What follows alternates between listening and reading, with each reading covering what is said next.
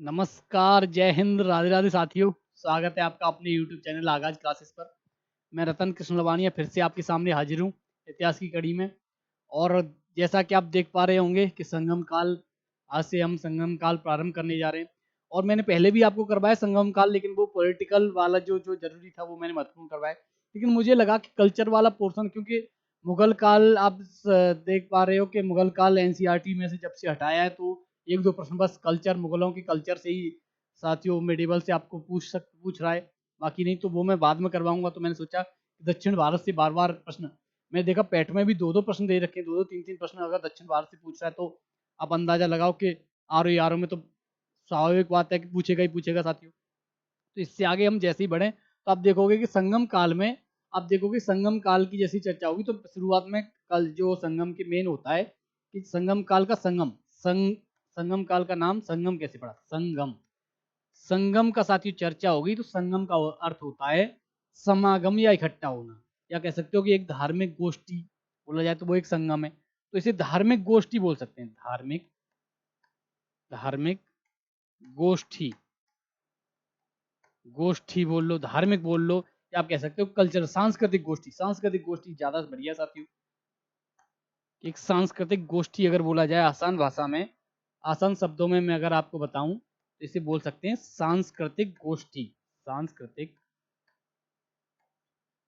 गोष्ठी, गोष्ठी साथियों, तो इसे सांस्कृतिक गोष्ठी बोल सकते हैं। और अगर देखा जाए साथियों संगम काल में, तो आप देखोगे कि तीन संगम होते हैं, तीन संगम हुए। प्रथम संगम होगा साथियों, उसकी आपको देखोगे कि प्रथम संगम चर्चा होगी। द्वितीय संगम की चर्चा होगी, मदुरई में होगा साथियों। प्रथम भी आप देखोगे मदुरई में होगा। और पांड्य शासकों की आप कह सकते हो शासन काल में, या उनके सानिध्य बोल लो, या उनके शासन काल में, या उनके संरक्षण में होगा साथियों। और ये साथियों आपको देखोगे कि आप दो दो सौ तीन तीन सौ साल, छह छह सौ साल, एक एक हजार साल चलेंगे संगम। तो ये सब साथियों एक दक्षिण भारत में। और एक में दक्षिण भारत को मैं आपको बता दूं कि इसमें जैसे ही कल्चर की चर्चा होगी, तो इसमें तीन संगमों की चर्चा जैसे होने के बाद आप देखोगे कल्चर में इस यहाँ अलग अलग ग्रंथ मिलेंगे साथियों आपको। ग्रंथ, एक तो तोलकाप्पियम मिलेगा, जो जिसे तमिल रामायण, तमिल व्याकरण बोला जाता है साथियों। दूसरा, और उसके अलावा जो भी ग्रंथ मिलेंगे वो सब साथियों आपको प्रेम से, आप कह सकते हो कि प्रेम विषय पर ज्यादा मिलेंगे। प्रेम अगर देखा जाए, तो मैं आपको ये समझाना चाह रहा हूँ कि ये प्रेम विषय पर, प्रेम पर मिलेंगे जितने भी मिलेंगे साथियों। और प्रेम में आपको साथियों वियोग संगार रस भी नजर आएगा, कि वियोग भी नजर आएगा। और आप कह सकते हो प्रणय भी नजर आएगा, सही आप कह सकते हो सहयोग भी नजर आएगा, वियोग भी नजर आएगा आपको अलग अलग। और इसी में आप देखोगे कि इसी में एक चर्चा होगी, जब उसकी चर्चा होगी, तो केवलम और कंडगी की जब चर्चा होगी, तो साथियों आपको देखेंगे कि वो उसमें एक नूपुर की कथा, नूपुर बोलते हैं पायल, पायल की एक कथा, क्योंकि कंडगी की पायल चोरी हो जाती है साथियों। वो जैसी चर्चा होगी, तो मैं आपको जैसी आएगी तो मैं बताऊंगा साथियों। तो बिना देरी करे हम सीधे अपनी पीपीटी पे आते हैं साथियों। तो संगम युग, संगम काल, जैसा कि आप देख पा रहे हो कि हमारी आज की क्लास संगम काल पे होगी। तो संगम काल में, और शुरुआत में साथियों बिना देरी करे मैंने साहित्य उसी से, कल्चर वाले पोर्शन से और साहित्य वाले पोर्शन से ही किया। बाकी वो भी जो मैंने पहले कहा दी, वो भी एक दो शब्द मैंने इसमें ऐड कर लिए, छोड़ा कुछ नहीं है। पर मैंने कहा एक साथ संगम के काल की क्लास में करवा देता हूँ। संगम का शाब्दिक अर्थ संघ या परिषद है। तो संघ या परिषद मैंने आपको बताया था कि सांस्कृतिक गोष्ठी, सांस्कृतिक गोष्ठी को ही संघ या परिषद आप बोल सकते हैं। एक संघ बोल दो, या संगठन बोल दो, या परिषद बोल दो। और ये भी साथियों चलेगी हजारों वर्षों तक चलती है, कोई 600 वर्ष, कोई हजारों वर्षों तक, आप कह सकते हो हजारों वर्षों तक, वर्षों तक चलेगी, वर्षों तक। तमिल साहित्य का आप कह सकते हो संकलन करने के लिए तीन संगमों का आयोजन किया गया। वो मैंने आपको अभी बताया कि तीन संगम आयोजित हुए थे। उसकी भी मैं अलग से आपको विस्तार से समझाने के लिए साथियों मैंने और आसान कर दिया कुछ पर। लेकिन तमिल, आप कह सकते हो कि दक्षिण भारत की बात चल रही है, संगम काल की बात हो रही है, तो उसमें साथियों आपको थोड़े हुए दक्षिण भारत के शब्द नजर आएंगे, जिसमें आपको देख के लगेगा कि यार यार ये भी होते हैं क्या। और यहीं से आयोग प्रश्न उठा रहा है आजकल वर्तमान में। जो कह सकते हो कि पिछले दो तीन पेपर जो मैंने देखे हैं, उसमें आप देख पाओगे कि आयोग वहीं से प्रश्न उठा रहा है। तो आपको ये नहीं देखना है कि इसे ऐसी क्लिष्ट हिंदी में, या इतने क्लिष्ट शब्द हैं, तो उस पर ध्यान नहीं देना। आपको बस याद करना है, आपको समझना है कि इसका ये मतलब है और इसका राइटर ये है।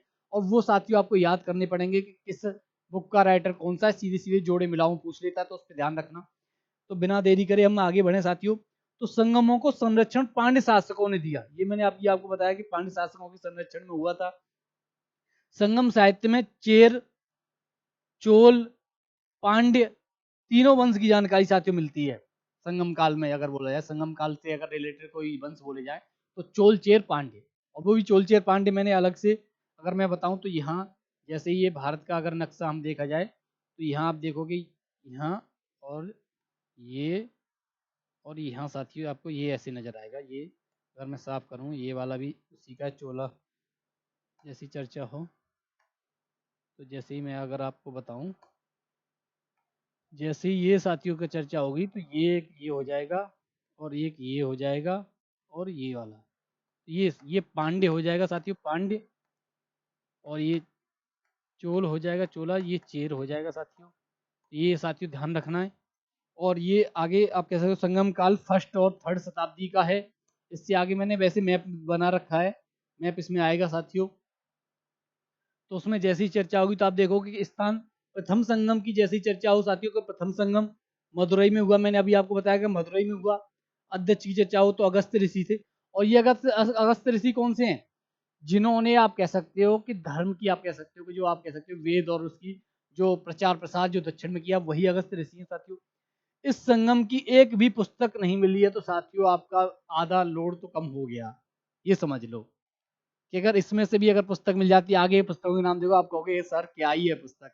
तो मैं तो अगर मुझे तो बड़ा आसान लगता है क्योंकि मैं इतनी बार पढ़ चुका हूँ। और पढ़ाने का काम आप कह सकते हो शिक्षक का काम है कि उस पे सब पे ध्यान रखना। लेकिन जो भी विद्यार्थी या जो भी हमारा साथी अगर पहली बार उनके नाम देगा तो कहेगा यार क्या ही है ये। तो आप देख पाओगे साथियों कि संगम की एक भी पुस्तक नहीं मिली है। तो बहुत आसान हो गया, एक भी पुस्तक नहीं है, कोई पुस्तक नहीं तो उसके बारे में क्या पता चलेगा कि इस संगम में क्या हुआ। अगस्त ऋषि ने एवं कौंडिन्य ब्राह्मण को वैदिक संस्कृति का सर्वप्रथम दक्षिण भारत ले जाने का श्रेय जाता है। तो ये साथियों मैंने आपको बौद्ध धर्म के बाद ही करवाया था, महाजनपद काल में भी करवाया था, उत्तर वैदिक काल में भी साथियों मैंने आपको बताया था। संरक्षण पांड्य शासकों ने, वो मैंने शुरुआत में साथियों बता दिया। अगर द्वितीय संगम में आए तो सीधी सी द्वितीय संगम की भी आप साथियों अगर चर्चा करें, द्वितीय संगम की भी कोई पुस्तक उपलब्ध नहीं है, उसका भी सेम वही है। और पांड्य शासकों का संरक्षण मिला मदुरई में हुआ था, ये भी साथी द्वितीय संगम है। लेकिन तृतीय संगम के आप कह सकते हो साहित्यिक साक्ष्य आप कह सकते हो मिले हैं या प्राप्त हुए हैं, तो उनकी चर्चा करें तो आप देखोगे तृतीय संगम उत्तरी मदुरई में हुआ था, अध्यक्ष नक्कीरर थे। और जो पुस्तक मिली है उसमें आप देखोगे एतु थोकई, एतु थोकई, ये एतु थोकई, एतु थोकई, ये तो थोकई 8 वजनों का संगठन है, संकलन है साथियों। ये आपको समझ में आ रहा होगा 8 वजनों। दूसरा जो पुस्तक मिली है वो है पशुपातु, पतुपातु, पतुपातु साथियों 10 वजनों का संकलन है। तो इत थोकई पूछा गया है, पशुपातु नहीं पूछा, और इत थोकई का राइटर पूछा गया है। तो मैं आगे करवाऊंगा साथियों। अब यहाँ से आपको ध्यान रखना है कि यहाँ से आपको विशेष ध्यान रखना है कि लेखक और पुस्तकों के नाम दे रखे हैं और इनमें जैसी चर्चा हो तो मैं पेन चेंज कर लूँ। तो सबसे पहले लेखक का चर्चा है इलंगो आदिगल। इलंगो आदिगल ने किन पुस्तकों की रचना की तो आप देख पाओगे इनकी रचना थी शिल्पाधिकारम। और ये कई बार पूछा गया, यहाँ साथियों आप 4 स्टार लगा लीजिए, शिल्पाधिकारम लगातार पूछता रहा है। तो शिल्पाधिकारम पर ध्यान रखना है कि इलंगो आदिगल ने शिल्पाधिकारम की रचना की। और शिल्पाधिकारम में क्या है, कोवलम एवं कंडगी की कहानी है। अब कोवलम और कंडगी की कहानी क्या है कि ये दोनों साथियों व्यापारी थे और आप कह सकते हो कि हस्बैंड और वाइफ थे, व्यापारी थे। और ये आप कह सकते हो कि आप कह सकते हो उसमें जैसे आए तो पांड्य राज्य में ये व्यापार करने के लिए आए थे। और जब व्यापार करने आए तो आपने व्यापार करने के बाद उसके बाद कोवलम को जो एक महिला होती है उससे जैसे बोलते हैं कि कोवलम और कंडगी की जब चर्चा होती है तो कोवलम को जैसे होता है ना कि एक नर्तकी से प्यार हो जाता है। और नर्तकी से जब प्यार हो जाएगा तो उसके उसमें घूमता रहेगा। और उसके बाद आप देखोगे साथियों कि जब राजा की रानी की नूपुर खो जाती है, नूपुर समझते हो, पायल, पायल खो जाती है वहाँ के जो राजा था। अब राजा की रानी की पायल खो जाती है और वो जो एक पायल है वो कंडगी की पायल उसके पास होती है, केवलन के पास। और जब कोवलम के पास जब एक पायल मिलती है तो राजा बिना सोचे समझे उसे फांसी पर चढ़ा देता है, उसे मृत्यु दंड दे देता है साथियों। जब वो मर जाता है उसके बाद कण्डगी उसके वहां पहुंचती है और दूसरी अपनी नूपुर से दिखाती है राजा को और फिर उसे श्राप देती है कि इसका सर्वनाश हो जाएगा या जलकर मदरा जलकर भस्म हो जाएगी। तो वहां साथियों वो जलकर भस आप कह सकते हो कि मदरा जलकर भस्म हो जाती है। ये एक कहानी में दे रखा है इसी में शिल्पाधिकारम में।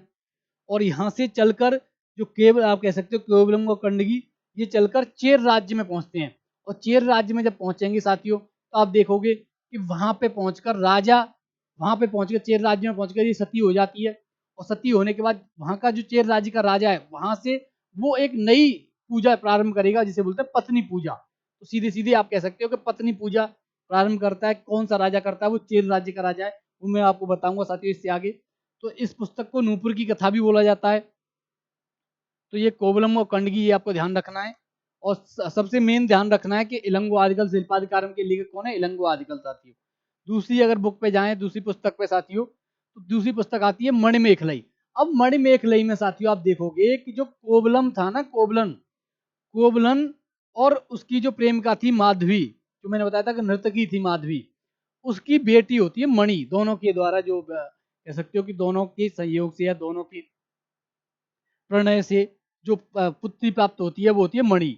मणि आप कह सकते हो कि मणि इतनी सुंदर थी उसे देखकर एक राजकुमार का आप कह सकते हो कि मन मोह लेती है या राजकुमार उससे प्रेम करने लग जाता है। लेकिन मणि उसके प्यार को नकार कर आप कह सकते हो तो बौद्ध धर्म अपना लिया मणि ने। जब बौद्ध धर्म अपना लिया तो ये कहानी है साथियों इसमें मणिमेखली में कि उसके जो कोवलम और माधवी की बेटी थी उसने बौद्ध धर्म अपना लिया। तो ये मणिमेखली में इसके राइटर कौन है ये ध्यान रखना है। मेन आपको ध्यान रखना है कि मणिमेखली के राइटर है शीतलई सत्तनार। शीतले सत्तनार ये साथियों कई बार पूछा गया है। इस पे भी आप ट्रिपल स्टार लगा लीजिए। और मणिमेखली बौद्ध धर्म अपना ली और साधु बन गई साथियों ये आपको मैंने बता दिया। तीसरी अगर आप देखोगे पुस्तक कौन सी है वो है जीवक चिंतामणि। जीवक चिंतामणि के लेखक साथियों आपको ध्यान रखना है। सबसे पहले लेखक जाओ तो तिरुक्त देवर। ये तिरुंत देवर नहीं है तिरुक्त देवर। तिरु तिरुतक देवर। तो ये तिरुतक देवर नहीं है ये साथियों में थोड़ा यहाँ पे लिख दूं तिरुक्त तिरुक्त देवर देवर। तो ये साथियों तिरुक्त देवर है। तिरुक्त देवर जो लेखक हैं इनका नाम है तिरुक्त देवर। पुस्तक कौन सी है इनकी? जीवक चिंतामणि। अगर जीवक चिंतामणि मेन यहीं से पूछा जाता है लेकिन आपको समझाने के लिए मैंने थोड़ा और डिटेल में कर दिया है। जीवक चिंतामणि में आप देखोगे कि जीवल चोर राजकुमार होता है। इसने 8 विवाह किए एवं साधु बाद में साधु बन गया। तो और साधु कौन सा बना? जैन साधु बना साथियों। इसने जैन धर्म अपना लिया। इसे विवाह ग्रंथ भी बोला जाता है जीवक चिंतामणि को। तो ये मैं आपको बता दूं कि जो जीवक जो चोल राजकुमार है वो साथियों जितने भी इसने युद्ध लड़े तो हर युद्ध लड़ने के बाद ये एक युद्ध या फिर हर विजय प्राप्त करने के बाद ये विवाह करता था। इसका ये जैसे बोलते हैं इसी में जीवक चिंतामणि में जो लिखा हुआ है उसमें ये कहानी है कि जो जीवक है वो हर विजय के उपरांत एक विवाह करता है। इसीलिए इसने 8 विवाह किए। इसमें दे रखा है कि 8 विवाह किए और बाद में ये जैन साधु बन गया। तो इतना विवाह करने के बाद 8 विवाह करने के बाद यहाँ मैं देख रहा हूँ कि जैसी चर्चा होती है किसी शादीशुदा से तो वो सीधे बोलता है कि अरे यहाँ तो एक ना और एक आप कह सकते हो कि एक ना एक करने के बाद परेशान हो रहे हैं। यहाँ देखो महानुभाव 8-8 विवाह किए हुए बैठे हैं। तो साथियों ये सब देख के चलना है। और उसके बाद बन जाता है जैन साधु। तो आपको जैसे ही आप पढ़ोगे तो बड़ा इंटरेस्ट आने लगा। चोल काल जो सॉरी दक्षिण जो संगम युग है उसकी जैसी चर्चा होगी ग्रंथों की उनकी ज्यादातर तो प्रणय कथाएं। और आप देखो आपके विद्यार्थी जीवन में इस समय प्रेम प्रणय यही सब इस पे तो आपको आप कह सकते हो कि एकाग्रता और बन जाती होगी कि अरे सर बता रहे हैं अरे प्रणय के बारे में बताया प्रेम के बारे में अरे अच्छा बताइए सर बताइए। तो वो सब साथियों ये आप कह सकते हो जो आप कह सकते हो चौथी जो पुस्तक है वो है कुरल। कुरल के लेखक कौन थे? तिरुवल्लुवर। तिरुवल्लुवर साथियों कुरल के लेखक थे। ये भी ध्यान रखना ये भी कई बार पूछा गया है। इससे आगे जैसे ही हम बढ़ेंगे साथियों तो आप देखोगे कि सबसे पहले चोल चेर पांड्य की जो मैंने चर्चा की जो मैंने बताया था कि भारत में जब चर्चा हुई तो यहाँ पे पांड्य पांड्य थे पांड्य यहाँ पे चोलाज थे चोल। और ये वाला जो पोर्शन है ये साथियों ये चेर थे साथियों चेर चेर। तो इसकी चर्चा हो रही है इस वाले की साथियों ये चेर वंश की जब चर्चा होगी साथियों तो आप देखोगे कि दक्षिण भारत का प्राचीनतम वंश है। उसके बाद तमिल साहित्य में सर्वाधिक उल्लेख चेर वंश का मिलता है साथियों। और चेर साथ में आप देखोगे कंड की पूजा या पत्नी पूजा जिसे बोला जाता है, वो सब चेर राजकुमार ने ही आप कह सकते हो प्रारंभ की। उसके बाद आप देखोगे ऐतरेय ब्राह्मण एवं महाभारत में चेर वंश का उल्लेख मिलता है। ये एक साक्ष्य है, वैसे पूछता नहीं है पर फिर भी मैंने बता दिया साथियों कि अगर बाई चांस पूछ ले। तमिल साहित्य एवं अभिलेखों में इन्हें केरल पुत्र, ये कई बार पूछा गया साथियों। अभिलेखों में क्या आप कह सकते हो, अशोक के अभिलेख में केरल पुत्र, जब जिस राज्य की चर्चा होती है वो चेर राज्य ही है। अशोक के, अब सीधे सीधे मैं अगर यहाँ लिखूं तो आप सीधे मैं बता दूं कि अशोक के अभिलेखों में साथियों मिलता है, अशोक के अभिलेखों में केरल पुत्र नाम मिलता है इनका। अशोक के अभिलेखों में, अभिलेखों में, अभिलेखों में, तो साथियों ये अशोक के अभिलेखों में मिलता है। इसके बाद एक इसका प्रसिद्ध शासक की जैसे चर्चा हो तो प्रसिद्ध शासक की अगर देखा जाए तो आप देखोगे प्रसिद्ध शासक में उद्यन जेलर, जैसे ही मैं थोड़ा रेड पेन ले लूं, उद्यन जेरल की चर्चा होती है। उसके बाद नेडुन जेलर, तो कुछ ऐसे नाम है इनके जो आपकी समझ आप कह सके कि सर थोड़ा क्लिष्ट नाम है, लेकिन पूछा नहीं गया ये। वैसे मैंने बस आपको बताने के लिए कि इसके शासक, प्रमुख शासक कौन कौन से थे, ये इसीलिए मैंने करवा दिया। तो आप देख पाओगे साथियों किसने विशाल पाकशाला का निर्माण किया। पाकशाला मतलब आप कह सकते हो कि एक विशाल सभा भवन बोल दो, या पाकशाला जो पवित्र शाला, तो वो सभा भवन आप कह सकते हो, धार्मिक गोष्ठी के लिए जो भवन पाकशाला का निर्माण किया। महाभारत के योद्धाओं को भोज दिया, महाभारत के जो योद्धा थे उनको भोज दिया, मतलब भोज कह सकते हो, कह सकते हो भोजन के लिए बुलाया साथियों। इसके बाद दूसरा जो शासक है नेदुन या नेडुन जेलर, इसने यवन व्यापारियों को बंदी बना लिया था एवं उनको मुक्त करने के बदले में बड़ी मात्रा में धन वसूला। तो ये एक इसके बारे में थोड़ा मुझे लगा कि यहाँ से हो सकता है कि एक अगर पूछ भी ले आयोग, तो मैंने इसीलिए मैंने एक लाइन इसके लिए कर दी। इसके बाद जैसे ही आप देखोगे दूसरा तीसरा जो शासक है वो है रोन गटवन, रोन गटवन या रोन गुट्टवन साथियों, रोन गुट्टवन भी कह सकते हो, गुट्टवन, गुट्टवन, ये गुट्टवन हो जाएगा साथियों, गुट्टवन, ये चर्चा हो जाएगी। उसके बाद जैसे ही आप देखोगे तो ये प्रसिद्ध शासक था रोन गुट्टवन। इसके बाद आप देखोगे कि इरो लाल चेर एवं भला चेर कहा जाता था इसे, इसे ये साथियों इसे है, इसे लाल चेर एवं भला चेर बोला जाता था। तो इसी थोड़ा आप कह सकते हो कि भला आदमी या थोड़ा जनता के लिए करता होगा, जनता का सुख दुख में अगर अगर आप कह सकते हो कि भाग लेंगे तो इसे भला चेर और लाल चेर बोला जाता था। चेरों की राजधानी वांजी या वांची थी, साथियों वांची करूर थी। तो ये अभी तक पूछा नहीं गया, लेकिन बाई चांस पूछ ले राजधानी तो। इनका प्रतीक चिन्ह धनुष था। और पांड्यों का साथियों आप प्रतीक चिन्ह देखोगे तो पांड्यों का साथियों मछली था, चोलों का देखोगे तो सिंह था। तो अलग अलग आपको चोल वंश की अगर चर्चा करें साथियों तो चोल वंश की राजधानी उरेयूर थी। प्रतीक वाघ, मैंने बताया था कभी बाघ, टाइगर जो था या शेर था जो होती थी। इसके प्रसिद्ध शासक, प्रसिद्ध नहीं ये शासक यहाँ पे होंगे, शासक, प्रसिद्ध शासकों की चर्चा करें साथियों तो सबसे पहले जो प्रसिद्ध शासक होगा वो साथियों करिकाल होगा। और करिकाल का अर्थ अगर देखा जाए तो मैं आपको बताऊंगा, हाँ गया ये जो मैं अभी मैं चर्चा कर रहा था करिकाल होगा। तो संगम काल एवं चोल का सबसे महान शासक अगर बोला जाता है करिकाल को बोला जाता है। और अगर आप अगर इस पे अगर आपको करिकाल के बारे में जानना हो, हालांकि वो पूर्णतः प्रमाणिक नहीं है, लेकिन अगर आपको एक चोल साम्राज्य के बारे में पूरी तरीके से आपको जानना हो, या एक होता है ना कि मोटा मोटा अगर आपको एक कह सकते हैं इंट्रो अगर जानना हो, तो एक करके पी एस एल करके जो मूवी आई है इसमें आप कह सकते हो कि ऐश्वर्या राय जी ने अभिनय अभिनय किया है। उसमें जो साउथ के भी सुपरस्टार, कई दो तीन सुपरस्टारों ने अभिनय किया है। तो उस पर आप ध्यान रखना, वो साउथ की मूवी है जिसे बोलते हैं दक्षिण की टॉलीवुड जिसे बोलते हैं। उसकी PSL भी करके पार्ट फर्स्ट और पार्ट सेकंड, साथियों एक बार वो अवश्य देखना अगर चोल साम्राज्य के बारे में अगर आपको जानना हो। तो एक प्रमाणिकता नहीं मिलेगी, लेकिन आपको ये पता चल जाएगा कि शासकों के नाम क्या क्या थे। और दूसरा आपको एक इंट्रो टाइप का, जैसे होता है एक इंट्रो मिल जाएगा कि चोल साम्राज्य किस तरीके से था, और आप कैसे सुंदर चोल किसे बोला जाता था, सुंदर चोल कौन था, और ये करिकाल कौन था। तो ये साथियों आपको पता चल जाएगा। करिकाल के बारे में अगर देखें तो महान योद्धा जैसे बोलते हैं, संगम काल और चोल का सबसे महान शासक या महान योद्धा था। करिकाल का अगर शाब्दिक अर्थ देखा हो तो जले हुए पैर वाला साथियों बोला जाता है। अष्टाध्यायी में चोल वंश का उल्लेख मिलता है साथियों। तो अष्टाध्यायी में चोल वंश का उल्लेख मिलता है, एक पॉइंट मिल गया, ये प्रीवियस ईयर में पूछा गया था कि किसमें चोल वंश का उल्लेख मिलता है, तो मैंने अष्टाध्यायी साथियों लगा दिया। उसके बाद पांड्य शासकों या पांड्य राज्य की चर्चा करें तो आप देखोगे पांड्य राज्य की राजधानी मदुरई थी। प्रतीक देखा जाता है तो इसका प्रतीक मछली था, मैंने अभी आपको बताया, कार्य या मछली था। मेगस्थनीज पांड्य राज्य का उल्लेख करता है एवं उसे मावर प्रदेश कहता है। मावर देश कौन सा है? सबसे धनाढ़ प्रदेश जिसे बोला जाता है उसे मावर प्रदेश बोला गया है। मावर देश मोतियों के व्यापार के लिए प्रसिद्ध था साथियों। ये भी साथियों मेगस्थनीज ने अपने उसमें बताया। मेगस्थनीज के अनुसार मावर देश में हेराक्ट की पुत्री का शासन था। हेराक्ट की पुत्री का शासन था मावर प्रदेश में, पांड्य राज्य में।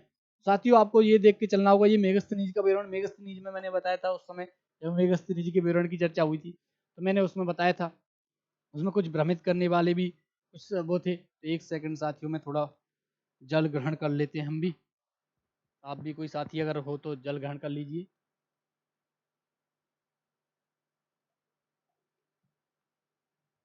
जैसा कि साथियों आप देख पा रहे हो संगमकालीन व्यापार वाणिज्य की चर्चा होगी। अब व्यापार वाणिज्य के स्तर से अगर देखा जाए दक्षिण भारत, तो साथियों आपको स्पेशल नजर आएगा कि व्यापार वाणिज्य में व्यापार वाणिज्य अच्छी अवस्था में था मेन तो साथियों, और अच्छी में रहेगा क्योंकि वह बंदरगाह होंगे। बंदरगाह की जब चर्चा हुई थी तो मैंने आपको करवाया था उस समय भी कि उत्तर घाट पर और दक्षिणी घाट पर दोनों पे करवाया था साथियों कि कौन कौन से उत्तरी घाट पे थे, कौन से दक्षिणी घाट पे थे। रोमन साम्राज्य के साथ साथ व्यापार होता था, रोमन साम्राज्य में व्यापार होता था साथियों दक्षिण भारत से संगम युग से। अरिक्का मेडु पांडिचेरी से, अरिक्का मेडु साथियों बंदरगाह था, पांडिचेरी से रोमन सिक्के मिलते हैं। अरिक्का मेडु से रोमन बस्ती प्राप्त हुई है, मैंने आपको बताया था वो भी करवाया था कि अरिक्का मेडु नामक जो पांडिचेरी है वहां से एक रोमन बस्ती के साक्ष्य प्राप्त हुए या रोमन बस्ती प्राप्त हुई है, जहाँ से रोमन साम्राज्य की साक्ष्य भी प्राप्त हुए, रोमन सिक्के भी मिले साथियों। से प्रमुख बंदरगाह अगर देखा जाए तो तोंडी, मैंने बताया था तोंड बंदरगाह भी है, तोंडी, मुसिरी, उरेयूर, बंदर, अरिक्कामेडु, और देखोगे साथियों तो पुहार, पुहार उसके बाद सालियूर। इसमें अगर महत्वपूर्ण मैं आपको बता दूं तो साथियों सबसे महत्वपूर्ण अगर पूछा जाए तो आप देखोगे कि एक तो ये तोंडी, इस पे ध्यान रखना, उसके बाद अरिक्कामेडु, और तीसरा साथियों पुहार। और दो इनमें भी तीन में भी अगर देखो जाए तो तोंडी और अरिक्का मेडू साथियों ध्यान रखना है, बाकी पुहार भी इतना नहीं पूछा गया है। इसके बाद जैसे ही हम आगे बढ़े तो आप देखोगे कि आयात की जाने वाली वस्तुएं आप देखोगे सोना, सोना चांदी जवाहरात तो मैंने आपको बताया ही था, चांदी, घोड़े, शराब और कांच। तो साथियों ये आयात वाला था। निर्यात वाला क्या होगा साथियों अगर मैं आपको बताऊं तो सबसे पहले आपके दिमाग में आना चाहिए कि जब दक्षिण की चर्चा हो रही है तो निर्यात का जब उस समय से चल रहा है तो सबसे पहले काली मिर्च, मसाले, हाथी दांत से बनी हुई आप कह सकते हो हाथी दांत से बनी हुई वस्तुएं, ये तीन तो मेन। आप जैसे ही प्राचीन काल के अगर व्यापार वाणिज्य की बात करें तो निर्यात की जैसे चर्चा हो तो अब सीधे सीधे ये तीन नाम आपको ध्यान रखना है, एक काली मिर्च, मसाले, और उसके बाद जब चर्चा होगी तो देखो काली मिर्च मैंने बताया था, काली मिर्च और भारतीय मसाले। उसके बाद इसमें वो नहीं दे रखा, एक पॉइंट और लिख लीजिए साथियों कि हाथी दांत से बनी हुई, हाथी दांत से बनी हुई वस्तुएं, बनी हुई वस्तुएं, हुई वस्तुएं साथियों, वस्तुएं। तो एक ये पॉइंट और साथियों नोट कर लीजिएगा, ये हो गया। और साथियों सूती वस्त्र, भारतीय मसाले, काली मिर्च हो गया। लकड़ी, लकड़ी भी साथियों जैसे प्राप्त होती है जंगलों से तो वो सब लकड़ी का, कछुए की भी साथियों निर्यात होता था। और नील, नील की खेती तो साथियों आपको मैंने बताया था कि ब्रिटिशर्स भी आए, उन्हें लगा कि सूटेबल है और नील की कहीं भी वो नहीं थी तो यहाँ खेती करके वहां तक पहुंचाया जाता था ब्रिटिशर्स कारखानों में। इससे आगे जैसे हम बढ़े तो चालुक्य पल्लव संघर्ष की साथियों चर्चा होती है।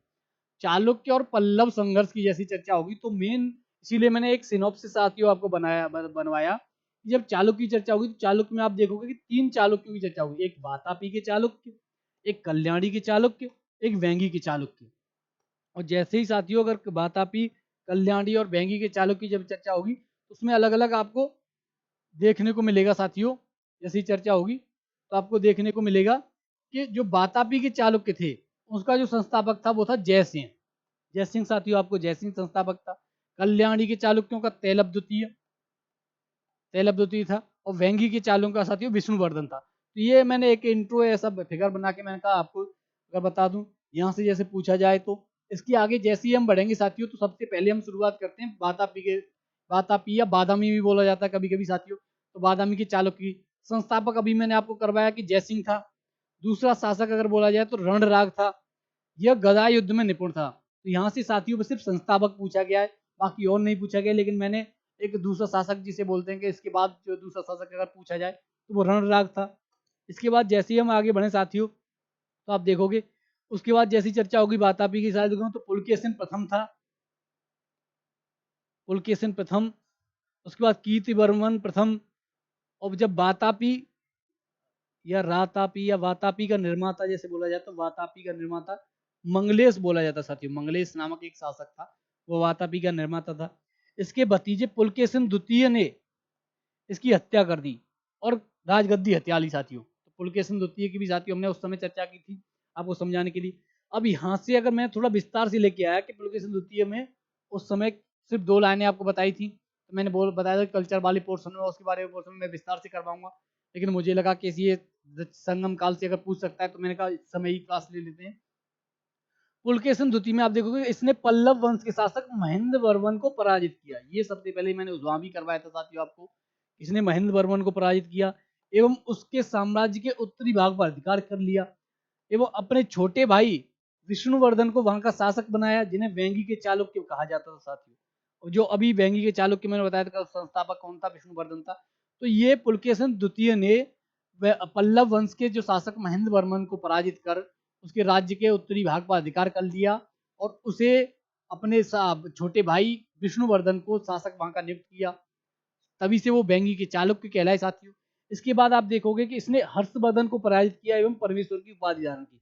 हर्षवर्धन की जैसे ही आप देखोगे कि मैंने आपको मौर्योत्तर काल में बताया है कि हर्षवर्धन का इससे जब युद्ध हुआ तो हर्षवर्धन ने अगर पराजित किया तो प्रश्न आप कह सकते हो पुलकेशिन द्वितीय ने पराजित किया, वरना हर्षवर्धन कहीं भी आप देखोगे तो कहीं भी पराजित नहीं हुआ। चीनी यात्री ह्वेनसांग इसे शक्तिशाली शासक बताता है। ह्वेनसांग का आप देखोगे, ह्वेनसांग का जो यात्रा बताते हैं वो फोक्योकी के नाम से है। तो उसने इसे शक्तिशाली शासक बताया। पुलकेशिन द्वितीय एवं हर्षवर्धन के युद्ध की जानकारी एहोल अभिलेख से प्राप्त होती है साथियों। एहोल अभिलेख से, अभी मैंने मौर्य काल में एहोल अभिलेख को विस्तार से आपको बताया साथियों। इसके बाद जैसे ही हम चलें तो आप देखोगे कि इसकी और चर्चा जैसे होती है तो आप देखोगे कि एहोल अभिलेख के लेखक रवि कीर्ति थे। ये भी मैंने आपको मौर्योत्तर काल में साथियों समझाया। एहोल अभिलेख ब्राह्मी लिपि में एवं संस्कृत भाषा में था। एहोल अभिलेख में आप देखोगे महाभारत युद्ध का उल्लेख मिलता साथियों। इस अभिलेख में रवि कीर्ति ने अपनी तुलना कालिदास एवं भारवी से की है साथियों, भारवी से की है। तो ये साथियों जो एहोल अभिलेख की चर्चा हो तो वैसे तो आपसे सिर्फ इतना पूछेगा कि एहोल अभिलेख के लेखक कौन थे, रवि कीर्ति, या एहोल अभिलेख कहाँ पर स्थित है, ये सब साथी पूछ लेगा। ये मैंने आपको विस्तार से समझाया मौर्योत्तर काल में। लेकिन अगर पूछ भी ले तो ये मैंने 2 लाइनें इसीलिए बढ़ाई साथियों कि एहोल अभिलेख में महाभारत युद्ध का उल्लेख है और एहोल अभिलेख ने के लेखक रवि कीर्ति ने अपनी तुलना कालिदास और भारवी से की। तो बाई चांस अगर पूछ ले तो मैंने आपको बता दिया साथियों। इसके बाद जैसे ही हम आए तो इस जो शासक है कीर्तिवर्मन द्वितीय था। इस वंश का अंतिम शासक है साथियों ये। दंती दुर्ग ने इसकी हत्या कर कर राष्ट्रकूट वंश की स्थापना की। तो साथियों यहाँ से एक साथियों आपको ध्यान रखना, ये कई बार पूछा गया है कि राष्ट्रकूट वंश की स्थापना किसने की, तो आपको ध्यान रखना है कि दंती दुर्ग ने की साथियों। इसके बाद जैसे ही हम चलें तो आप देखोगे कल्याणी के चालुक्य, कल्याणी के चालुक्य की साथियों आप देखोगे तैलभ द्वितीय था संस्थापक। साहित्य में इसे कृष्ण का अवतार बताया गया है ये साथियों इसके बारे में। इसके बाद अगर देखें तो इसके बारे में कुछ ज़्यादा नहीं है, लेकिन अगर देखें ना तो दूसरा जो शासक है वो विक्रमादित्य, विक्रमादित्य था, विक्रमादित्य द्वितीय, विक्रमादित्य द्वितीय सा था। इसके दरबारी साथियों आप देखोगे तो एक विल्हण जिन्हें विक्रमांक देवचरित लिखी। दूसरा साथियों मेधा तिथि, इन्होंने मिताक्षरा या मनुस्मृति का टीका लिखा साथियों। तो इसके बाद जैसे ही हम आगे बढ़ें तो ये आप कह सकते हो कि थोड़ा महत्वपूर्ण नहीं है, इसीलिए मैं थोड़ा जल्दी करवा रहा हूँ कि इस तरह महत्वपूर्ण, जो मुझे महत्वपूर्ण लगेगा मैं आपको बता दूंगा।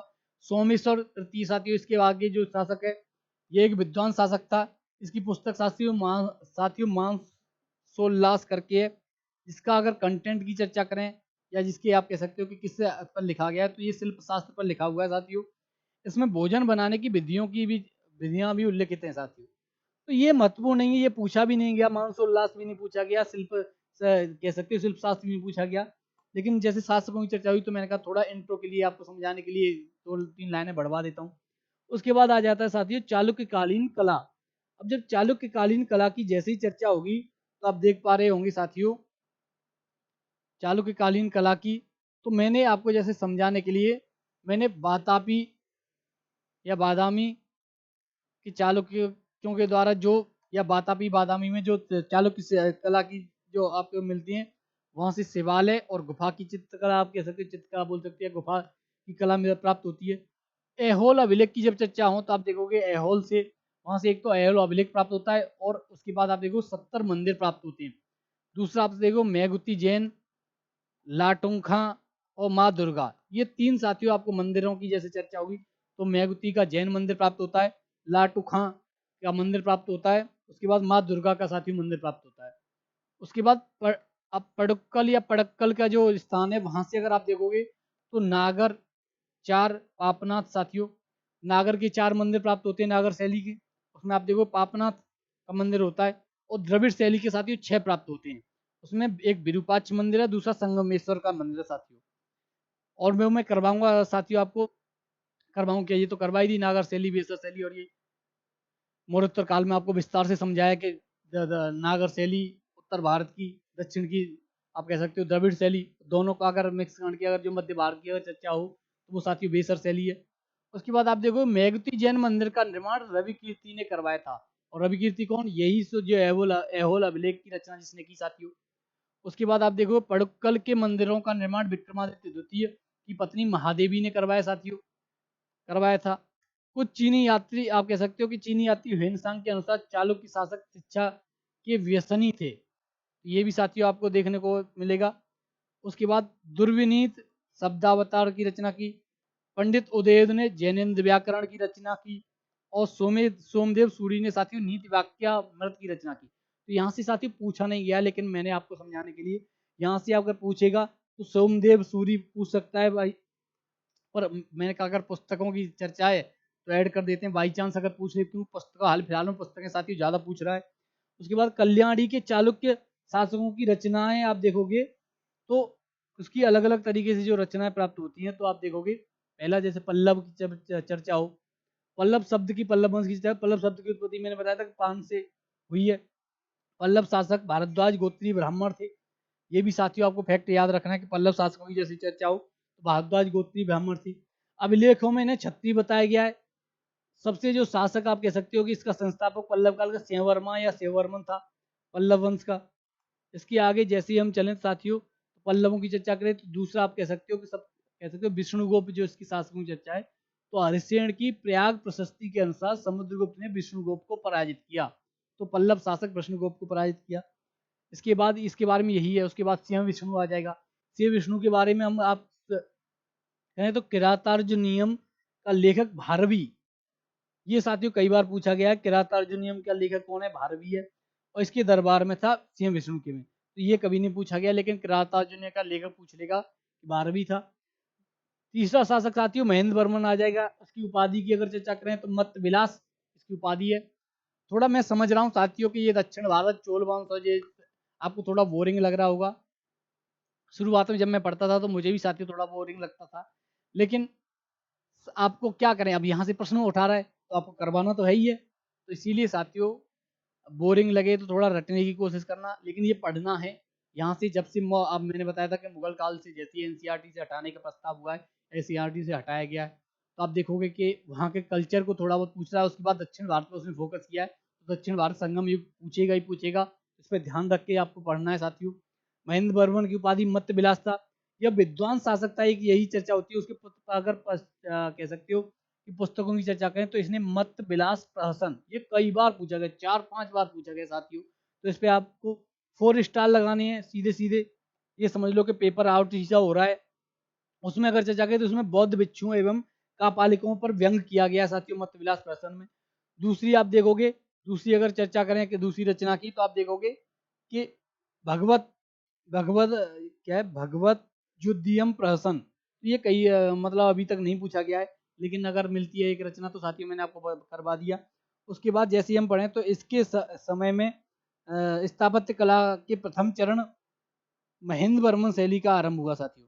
तो महेंद्र वर्मन शैली अपने नाम से जो शैली का जब आरंभ होता है साथियों, तो वो इसी के समय में खुद। अब एक बात बताओ साथियों, कि जब कोई राजा अपने नाम की शैली अगर बना रहा है, स्थापत्य कला की शैली की अगर चर्चा कर रहा है, अपने नाम से कोई शैली की चर्चा कर रहा है, तो वो खुद शासक अपने नाम से तो करेगा, वही तो करेगा। तो इसी के शासन काल में हुई साथियों। इसके आगे अगर जैसे ही हम बढ़े साथियों, तो नरसिंह वर्मन प्रथम की चर्चा होगी साथियों। ये भी अपने नाम से अलग से एक शैली की रचना करेगा साथियों। इस वंश का सबसे शक्तिशाली शासक नरसिंह वर्मन प्रथम था साथियों। इसकी उपाधि मामल्ल की थी। ये उपाधि कई बार पूछा गया साथियों, तो यहाँ आपको 4 स्टार लगाने हैं, तो याद ध्यान रखना कि मामल्ल की उपाधि या मामल्ल किसकी उपाधि थी, तो नरसिंह वर्मन प्रथम की। इसने मामल्लपुरम नामक शहर बसाया साथियों, जिसने वर्तमान में महाबलीपुरम कहा जाता है। महाबलीपुरम साथियों आपको पता ही है कि महाबलीपुरम कोई मामल्लपुरम, मामल्लपुरम कोई महाबलीपुरम बोला जाता है। इसने वहाँ रथ मंदिरों का निर्माण करवाया। और रथ मंदिर साथियों आपको समझ में आ ही गया, और रथ मंदिर मैंने कल्चर में करवाया, रथ मंदिर मैंने बता दिया था। इसने पुलकेशिन द्वितीय को पराजित किया। ये साथियों कई बार पूछा गया है, तो इस पे ध्यान रखना। इसने पुलकेशिन द्वितीय को पराजित किया और वातापी कोंड की उपाधि धारण की साथियों। वातापी कोंड की उपाधि धारण की। इसके बाद जैसे ही हम चलेंगे साथियों, तो आप देखोगे कि नरसिम्हवर्मन द्वितीय आ जाएगा। नरसिम्हवर्मन द्वितीय की आप कह सकते हो उपाधि राज सिंह थी। इसके समय मंदिर स्थापत्य कला प्रारंभ हुई, मंदिर स्थापत्य कला हुआ। उसके बाद नंदी वर्मन द्वितीय आ जाएगा साथियों। और नंदी वर्मन द्वितीय की जैसी चर्चा होगी, तो आप देख पा रहे होंगे साथियों कि नंदी वर्मन द्वितीय की जब चर्चा हो, एक सेकंड, सोमेश्वर ये तो हो ही गया। सोमेश्वर होने के बाद जैसी, एक सेकंड, ये तो पीछे पहुंच गई, और ये तो पहुंच हो ही गया था। ये कला से भी आगे हम आ गए, एक सेकंड। नरसिंह वर्मन द्वितीय ये चल रहा था ना, हाँ नरसिंह वर्मन द्वितीय। तो इसका जो आप कह सकते हो अंतिम शासक है वो नंदी वर्मन द्वितीय था। इसका कोई चर्चा नहीं मिलती साथियों। इससे आगे हम जैसे ही बढ़े, तो आप देखोगे कि पल्लवकालीन कला की चर्चा होगी। अब इस पल्लवकालीन कला से मैं सोच रहा हूँ कि आज की क्लास को यहीं विराम देते हैं, बाकी कल करवाएंगे पल्लवकालीन कला से। तो साथियों मिलते हैं एक नए जोश के साथ कल। और कोई साथी अगर चैनल पर नया जुड़ा हो, तो प्लीज़ लाइक करिए, सब्सक्राइब करिए। और थोड़ा बहुत जिस व्यक्ति को, या आप कह सकते हो जिस विद्यार्थी को आवश्यकता हो इस क्लास की, तो वहाँ तक शेयर वेयर भी करते रहा करो साथियों। तो आप कह सकते हो साथियों के साथ बने रहने के लिए जैसी चर्चा हो। और एक मैं बताऊं, दक्षिण भारत में आपको लगा थोड़ी क्लिष्ट भाषा, तो ऐसी क्लिष्ट भाषा नहीं है, बड़ी आसान है, बस आपको देखना है साथियों। तो आज की क्लास को साथियों यहीं विराम देते हैं। साथ बने रहने के लिए बहुत बहुत धन्यवाद। मिलते हैं साथियों फिर कल। जय हिंद, राधे राधे।